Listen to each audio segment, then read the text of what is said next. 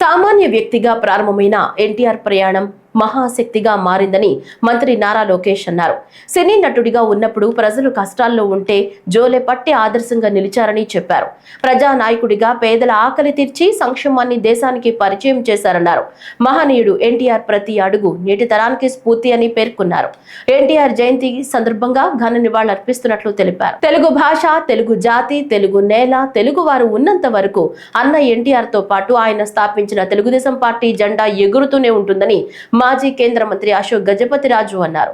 కడపలో జరుగుతున్న మహానాడు రెండవ రోజైన బుధవారం టీడీపీ వ్యవస్థాపక అధ్యక్షులు దివంగత ముఖ్యమంత్రి నందమూరి తారక రామారావు 122వ జయంతి సందర్భంగా మాజీ కేంద్ర మంత్రి అశోక్ గజపతి రాజు సంతాప తీర్మానం ప్రవేశపెట్టారు. ఈ సందర్భంగా ఆయన ఎన్టీఆర్ ఔన్నత్యాన్ని వివరించారు. అన్న ఎన్టీఆర్ కూడా వేధింపులు ఎదుర్కొన్నారని గుర్తు చేశారు.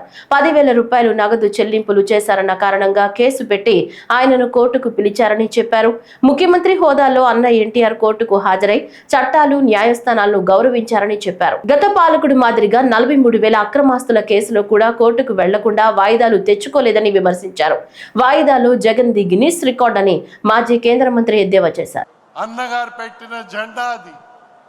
ఆ పసుపు అంటే మనకి పుణ్యమైన రంగు. ఆ చక్రము శ్రమజీవుల కోసం, ఆ నాగలి రైతు కోసం, ఆ గుడ్సే మనకి అందరికి తల దాచుకోవడానికి ఒక అవకాశం కలిగించాలి. ఆత్మ గౌరవంతో మనం అందరూ ఉండాలని ఆయన ఆకాంక్షించేవారు. ఆత్మ గౌరవం ఎప్పుడు వస్తుంది? మన అప్రైట్గా ఉండి పని చేస్తేనే మన ఆత్మగౌరవాన్ని పెంచిన వాళ్ళు అవుతాం. మనమందరూ గతము, ఆ పాటలో చరిత్ర మనకి ఎవరు సాటి లేని చరిత్ర తెలుగు వాళ్ళది. అన్నగారు చాటి చెప్పారు, కానీ ఘన చరిత్ర ఉందని మనము మన అహంని పెంచకూడదు. ఆ ఘన చరిత్ర నుంచి స్ఫూర్తి తీసుకుని ఈరోజు మనం అందరు కష్టపడి భావితరాలకి, తెలుగు వాళ్ళకి మనము ఒక మంచి రాష్ట్రము, ఒక మంచి దేశాన్ని అందించడానికి మనం ముందు రావాలి. మార్పు సహజమే, కానీ జీవితాలు జన్మించిన తర్వాత ఎలాగా తప్పదు. మరణించిన తర్వాత ఇన్ని సంవత్సరాలు జ్ఞాపకం ఉండడం, అలాంటి యుగ పురుషుడు మన నందమూరి తారక రామారావు గారు. ఆయనకి నివాళి అర్పించగలిగామంటే చాలా ఆనందంగా ఉంది.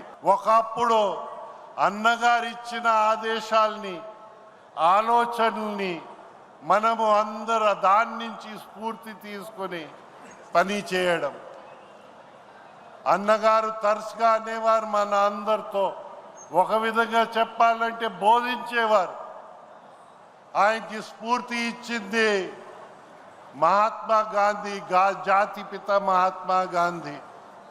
ఆయనకి స్ఫూర్తి కలిగించింది మన అంబేద్కర్ గారు, మన రాజ్యాంగం రచించిన చైర్మన్ గారు ఆఫ్ ద కాన్స్టిట్యూయెంట్ అసెంబ్లీ.